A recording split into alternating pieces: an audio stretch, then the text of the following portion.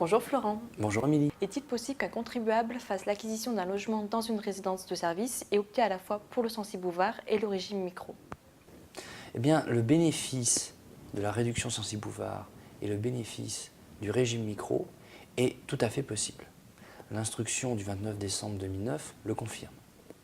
Et le régime micro apparaît intéressant en comparaison du régime réel, notamment en présence de la réduction Censi-Bouvard qui prive le contribuable de la déductibilité de l'amortissement des constructions sur lesquelles a été calculée la réduction d'impôt.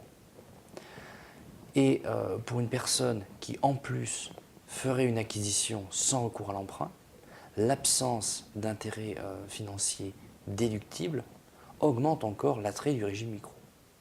Mais l'acquisition d'un logement éligible à la réduction est en principe neuf et soumis à TVA, ce qui représente quand même près de 20% du montant de l'acquisition. Donc l'intérêt financier de récupérer la TVA est des plus importants.